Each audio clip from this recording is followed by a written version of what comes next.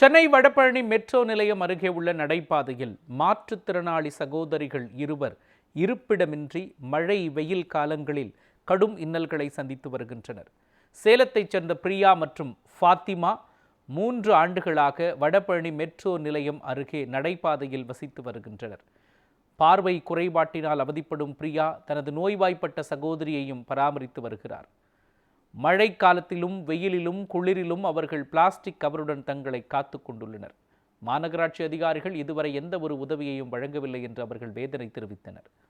இந்த நிலையில் மாநகராட்சி அதிகாரிகள் உடனடியாக அவர்களுக்கு தேவையான உதவிகளை செய்ய பொதுமக்கள் கோரிக்கை வைத்தனர். சென்னை மாநகராட்சிக்கு ஒரு வேண்டுகோள், தமிழக அரசுக்கும் முகாமில் தங்க வச்சு அவங்களுக்கான ஒரு வாழ்விடம், உருவிடம், உணவு இருப்பிடம் கொடுத்தீங்கன்னா இது நல்ல ஒரு இதுவாக இருக்கும். அதனால் பி கன்சிடர் இந்த நோட்டீஸை நீங்கள் நோட்டீஸ் பண்ணுங்கள். அவங்களுக்கு ஒரு புது வாழ்வு ரீஹாபிலிட்டேஷன்ஸை கொடுங்க. அண்ட் அதுவும் இல்லாமல் அவங்க வேறு பெட்ஸ் வேறு நிறைய வச்சுருக்காங்க. அவங்களுக்கே ஒரு மனித விமானத்தோடு ஒரு பெட்டை வளர்க்குறாங்க அப்படின்னா ஆஸ் பர் நம்ம ஹியூமனுக்கு நம்ம ஒரு ஹியூமன் சர்வீஸ் பண்ணணும். அதுதான். ஸோ நீங்கள் கொஞ்சம் கன்சிடர் பண்ணி அவங்களுக்கு ஹெல்ப் பண்ணுங்கள். ஓகேங்களா? ஒரு மழையிலே நினைறாங்களா, அவங்களுக்கு ஒரு ஹெல்ப் பண்ணலாம். இல்லை ஒரு குடிசை மாதிரி கூட எதனா போட்டு தரலாம். இல்லை மழையிலையும் தண்ணிலையும் காற்று அடித்தாலும் இப்படியே தான் இருக்காங்க, கஷ்டப்படுறாங்க. சோத்துக்கு, தண்ணிக்கு, துணிக்கு எல்லாமே கஷ்டம்தான். இதுக்கு ரொம்ப முடியல. அதுக்கு பார்வை கம்மி.